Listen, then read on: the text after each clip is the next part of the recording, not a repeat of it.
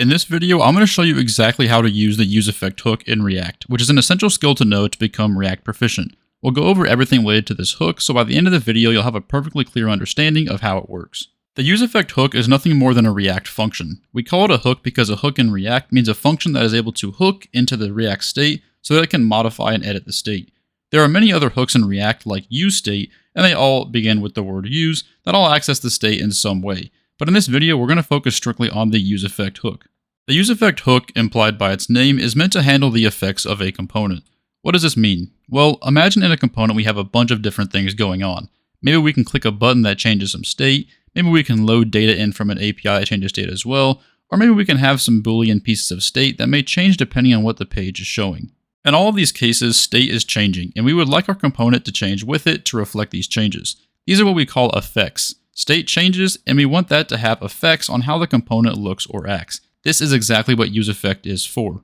So in a way, useEffect is kind of like an event handler. It has to listen for some state to change, and then whenever it does, we want to do something. Now that you hopefully have a better grasp on what useEffect does, let's examine how it's implemented. useEffect is a function, and like any other function, it can take in arguments. useEffect always requires that you pass in two arguments to it. The first argument should be a function, and the second argument should be an array. The first argument, the function, describes what we want to happen, which represents the actual effect that we're wanting. For instance, maybe the effect we want is that we want to alert the user that the useEffect has just been triggered. Or maybe the effect is that we want to change the background color of a button to be green. Whatever that effect may be, we can specify it within this first function argument of useEffect. The second argument, the array, describes what triggers the effect to happen. We call this the dependency array. Inside the array, we can put pieces of React state. Anytime any piece of state in the array changes, it will trigger the function inside useEffect, which is the first argument we just went over.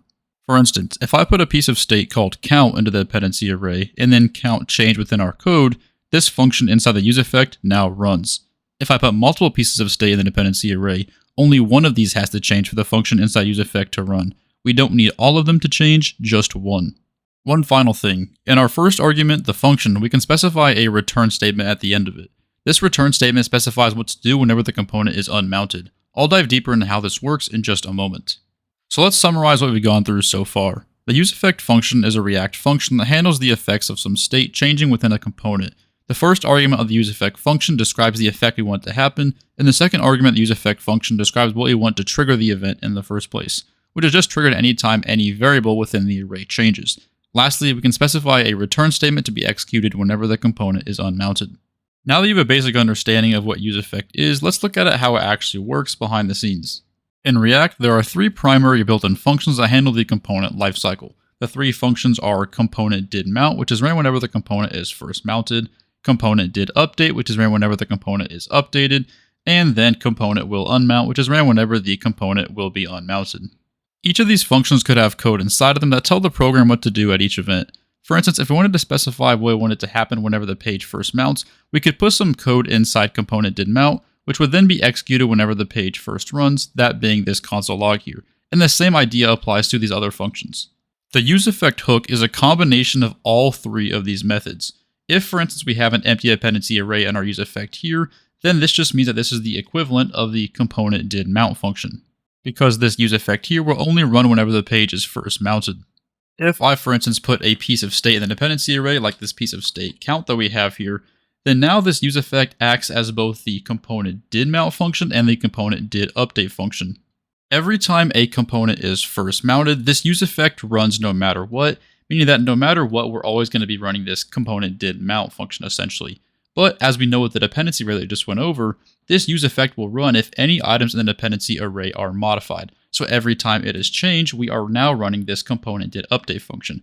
Essentially meaning why we are now taking the component did update function and the component did mount function, and we're just combining it into one useEffect here that does both. If I go back into my useEffect function and I now specify a return statement where I'll just say return running something like this, then now what we are doing is we are running component did mount when the page is first mounted, we are running component did update whenever this piece of state changes, and then we are now also running component will unmount because we've just added a return function.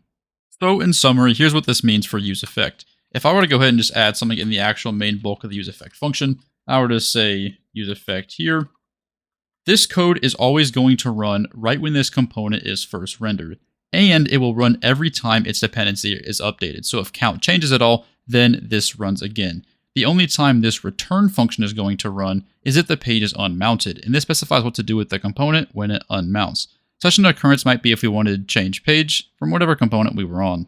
So just to reiterate this one more time, if I had no return statement and I had an empty dependency array, this useEffect is just the equivalent of this component did mount function.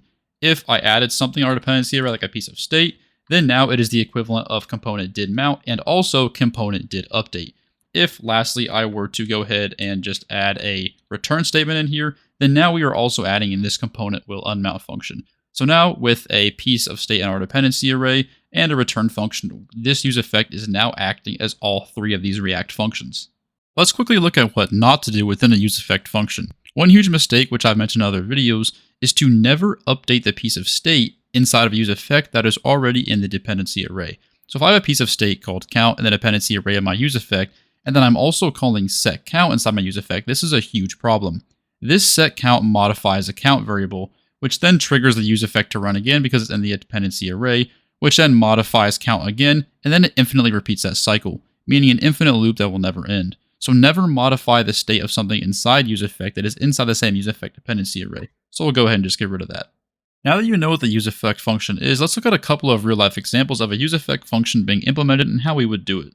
Before ever invoking or using the useEffect function, we first always need to make sure it's imported in whatever file we're using it in, or else we'll get an error. So to do this, you can just type import, and then start typing useEffect, and then it should have an autofill here. You can just click enter, and then it'll autofill this line that says import useEffect from React.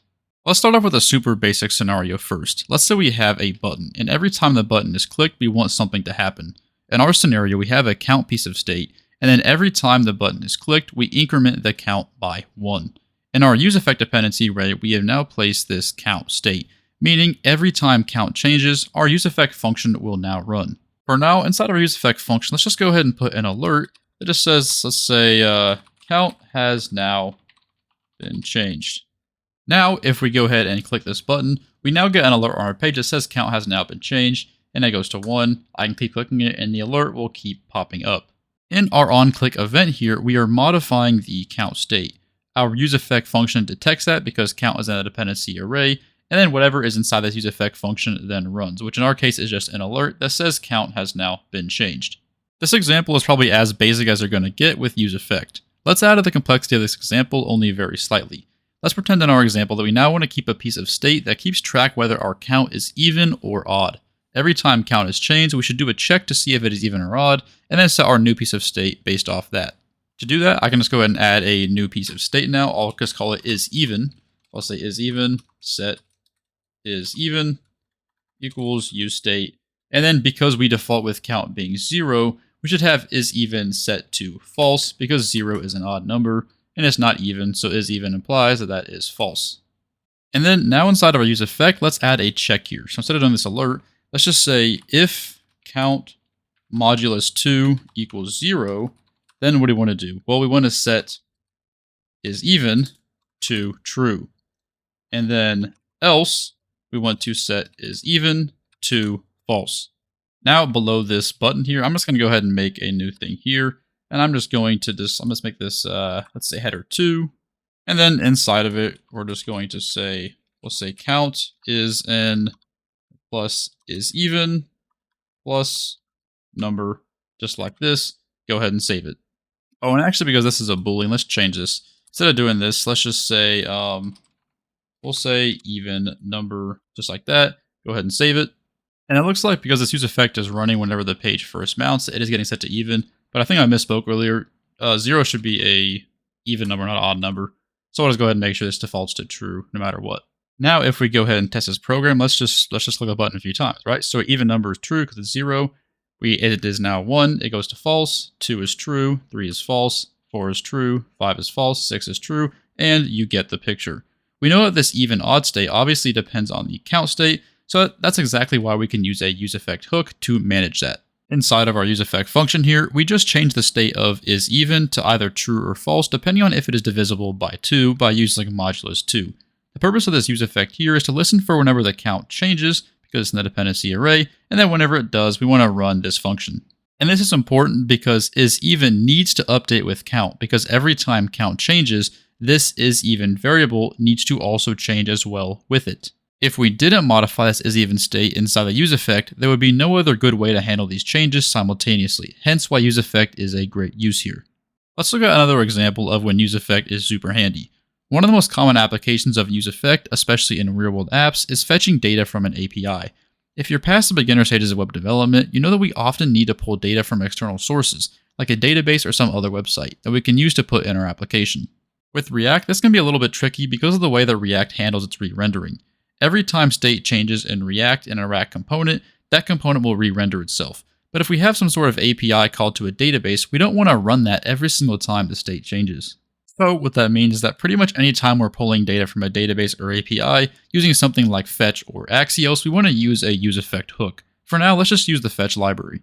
To set up our program to pull data from an API into a web page, let's first make sure our useEffect function is set up. For now, we just want to make sure the dependency array is empty. As I went over earlier, having an empty dependency array means that useEffect will only run whenever the page is first mounted, which is great for us because we only want to pull data from an API upon the component mount. Let's look at an API we can pull data from. I found one here just called randomuser.me/API that just generates a random user every time you access this API endpoint. The link to this API again is just randomuser.me/API. If we look at the link itself, we get taken to a page that just has some JSON data waiting to be extracted, as you can see here. If we refresh the page, you can see something brand new is generated, so we know that we're getting new data with every single request. Now let's grab data from this API using the fetch function. So first, I'm going to go ahead and just take this here. I'm going to copy this link, and then now inside of our useEffect function, let's just call the fetch function. Then inside the fetch, all we need to do is just pass in the URL. So I'll just go ahead and paste the URL here. I'll make sure that it is formatted as a string as such. After doing that, we can capture the result by using the .then method on this same chunk of code. So I'll do .then, and then we need to pass in a function into this thing here. So we'll grab the result by just saying results equals, and then we'll just console log, or sorry, not equals, it's an arrow function, console log, and then we'll just log the result out here. So once the component mounts, meaning our page first loads, this useEffect will run. Inside the useEffect, we are calling a fetch function to look at this link we just looked at with this randomuser.me/API, which just generates random data from a user. After that, we are then using this .then method to go ahead and capture the result, and we are just console logging it out.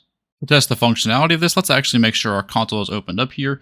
Let's go ahead and make sure the console is cleared out, and let's go ahead and just refresh the page so that component mounts again for the first time. Oh, and oops, I meant to refresh this page instead. Okay, and you see now that it generates a response here. React has a thing by default called strict mode, which technically renders a component twice when it's first mounted, but we can ignore that for now. If we go ahead and just open up this second object here, notice how this is not actually the object that we want for our user. This is just the object we got from the fetch call, which is just the HTTP response. To actually grab the user data from the fetch call, we can do a couple of things in our code. So let's go back into our code here. Let's just delete this here. And then we first need to convert this to JSON as such. And then we'll do another .then here. And then we'll just say data. And then we'll do console.log data like this. Now, if we go ahead and go into our console, let's just refresh the page, get it clear. And now we can see we have this results array here. And we can open up this results array. And this here is actually our user data that we want.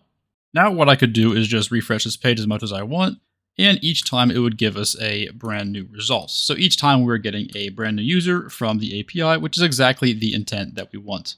And this is exactly how you grab data from an external API using a useEffect function. It's really this simple. Set up a useEffect function in whichever component you want to grab the data in, make sure the dependency array is empty, and then call something like fetch with this API URL that you want, and then you can use the .then function to do whatever you want with that data. It's worth noting that in many applications, we also have to worry about fetching data from one of our own databases. For instance, if we have a database full of user data, we want to be able to grab this user data from the database and import it into our page. The process would be the exact same. You'd just be making your own API endpoint instead of using a random one off the internet like this one that we have here. That's something you can do with express.js, which is a topic for another video, but the idea is the same. You have some data you need to pull in, so use either fetch or Axios to pull the data inside your useEffect function. One very common thing you can do with this data after you fetch it is to store it in state in React. This is typically what you'll probably want to do after fetching something from some API. So to do this, all we should first do is let's add an additional step up here where we just create a piece of state. So let's make a new piece of state. We'll say, let's just call it API data for now. Say const API data, and we'll do set API data equals useState. And then for right now, I guess we'll just let's set it to an empty object for right now, just like this. And now in our fetch statement, instead of just console logging the data out, let's actually change this to be our setter function for the state we just created. So we'll say set API data, and then we'll just go ahead and set it to data like this. So now instead of console logging it out, we are just setting the state of API data equal to the data that we get from the fetch of this link. Now, if we actually want to do anything with that data in JavaScript or display it in our component, we're free to do that because we've now captured it in the state. So to show you this in our actual page here, let me just go ahead and write API data like this inside our JSX. And one thing we should actually be careful of is that we know in React, you can't just render raw objects or else it'll give you an error. So let's just go ahead and call the JSON.stringify function to basically just turn this JSON object into a string here. And let's go ahead and print it out.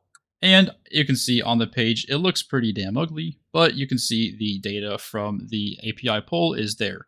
And we could go ahead and just refresh the page, and it would be something new every single time. So basically, all we're doing here is we are fetching data from this API, storing it in state, and we are now displaying this state on the page, which could then change every single time the page is refreshed, because this useEffect only runs when the page is first mounted. Now this may seem like a pretty simple thing to do, but it actually has pretty huge implications. Literally any sort of data fetching or API calling you need to do in your app, you can just do it like this inside of a useEffect function. Now let's bring in one very important consideration into our code. Anytime we're calling an external source or API like we are with this flex function here, it does not always happen instantly. It's not like the rest of your code, which will run just as fast as possible. Oftentimes these requests to an external source can take time, whether that be a few milliseconds or a few seconds, or even longer depending on what you're fetching. So it's important to be able to account for this in our code. In our code right now, we're setting the state equal to the result of the fetch call. If we're trying to display this state in our code, but we don't yet have the state because the call isn't complete, then that could lead us to having issues. One common way to account for the potential delay would be to use a conditional statement, where we just check to see if the state is filled or not. If it is filled, we can go ahead and display it. If it's not filled, we shouldn't display it yet. We know the state we have is in the form of an object. So if we're going to write a conditional statement to check if the state is there, we need to see if the object has anything in it. If it is empty, we will assume the state has not been loaded in just yet. So to do this, let's actually go into our JSX here, and let's access our piece of state called API data, and then we'll do .keys like this, and then we'll say .length greater than 0. And then we'll go ahead and just add the double ampersand right here. If you call this keys method on an object, it returns an array of all the keys, which we are then just checking the length of, meaning we are seeing how many keys are in the object. If there is more than one, meaning our object should be filled out, then it should be safe to go ahead and display this state. If it is not, then this state will go ahead and not display. And again, this is just a typical React conditional statement, where if this condition on the left-hand side of the ampersand is true, then it will display whatever is on the right-hand side of the ampersand, which in our case is the stringified JSON of our API data state. Let's go ahead and just save this page here. Let's go ahead and refresh here, and it looks like we're getting an error.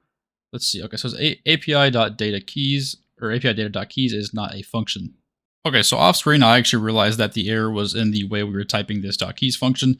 Instead of doing what we were doing before, API-data.keys, we should do it like this. We have object.keys and then just pass in API data, and then the rest just remains the same, where we have .length greater than 0, and we have the double ampersand followed by the stringified JSON data. And so now we can actually go ahead and test our functionality. If we just go ahead and try to refresh the page, there's practically zero delay on this fetch function because this fetch function to this API is incredibly fast. So there's really not going to be any us noticing that the data is not loaded in just yet. However, the point is that if we used a fetch that took a longer period of time, the page would be empty until the state got loaded in, and then once it got loaded in, then the page would show the state here on the page. We haven't yet interacted much with the useEffect return function, so let's actually take a look at that really quick. I mentioned earlier that a return function simply runs whenever the component is unmounted. In real web apps, this happens on things like a page refresh, a change in routes, or perhaps just a conditional statement that changes or causes a component to not be rendered. For instance, I could go ahead and go in our useEffect function here. I could make a return statement like this, and then inside of it, I could just say something like console.log component is now being unmounted like this. Oops. Just like this. And unfortunately, it's a little bit hard to test that because if you go into our console here and we go ahead and try and do this, actually, okay, no, you can see it shows it just fine. Component is now being unmounted because whenever we refresh the page, it is unmounting our component and then remounting it. So it is actually running this return function that we have inside of our useEffect. Now, one very common use case of a useEffect return function would be to cancel a fetch request. So right now, we're just fetching some API data that fetches almost instantly. Sometimes, though, we may have fetching that could take a minute. Something bad we don't want would be to unmount our component, but have the fetch still running in the background. Because if the fetch is taking, let's say, a few seconds, this can actually lead to what we call a memory leak, and this is not a good thing. Generally, if there's any chance the component could get unmounted on a reasonably hefty fetch request, we should specify in our return function that we want to cancel the fetch if the component is unmounted. Here's how we can do this. JavaScript has a built-in object called abort controller that can abort fetch requests. So to do this inside of our useEffect here, but above our fetch, I actually want to make a new variable. I'm going to call it const controller. I'm going to say equals new abort controller, and this is the built-in JavaScript object, and then we'll just write it like this. Now, this controller variable that we have here just holds our abort controller object, so all we need to do now is embed this controller inside of our fetch call. To do that, we just need to make another argument in our fetch call besides just the URL. So we'll do a comma here, and then we want to make an object argument, and you want to specify a property called signal. And then I will set that property equal to controller.signal like this. So now what this has done is embedded our controller inside of our fetch call now. And by default, fetch can handle a signal property here, which is the signal whether the fetch should continue or not. For now, we're just passing in the signal inside of our controller. Now, the very last thing we need to do is just write the abort inside of our return function in order to actually control the aborting. So that abort can be triggered if the component unmounts. To do this, all we need to do in our return function is just type controller.abort, just like that. And let's just go ahead and refresh our page, make sure this isn't causing any unwanted bugs or errors.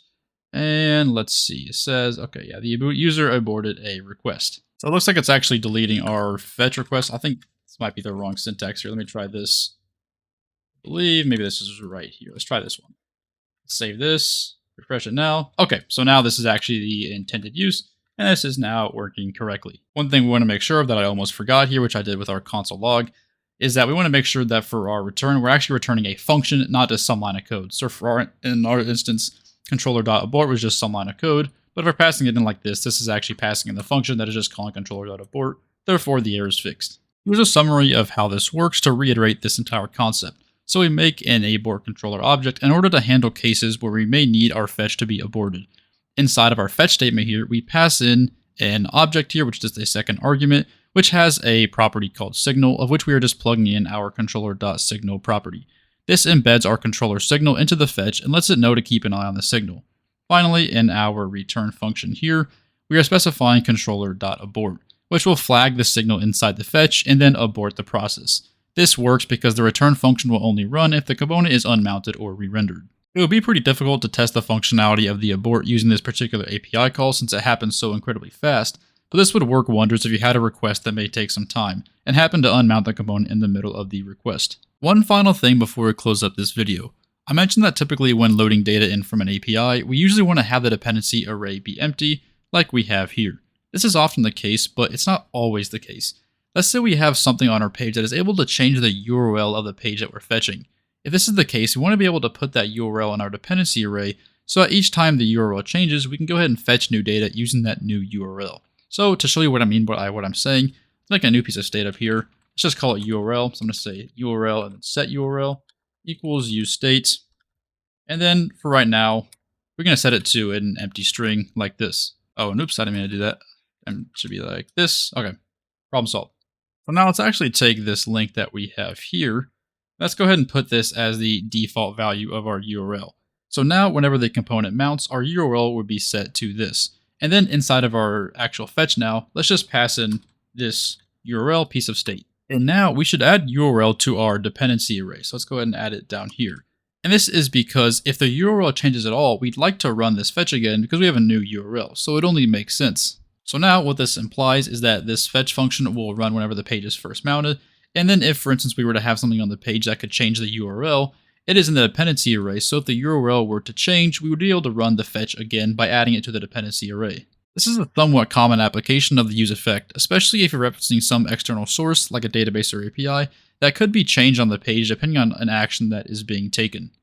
And with that, we're going to wrap up this video. I hope this helped you to get a better understanding of what the useEffect hook is in React, and hopefully now you should be able to implement useEffect in your own programs. If it helped at all, please like the video as it helps tremendously with the YouTube algorithm, and feel free to subscribe if you want to see more of this content in the future. Take care and have a great rest of your day.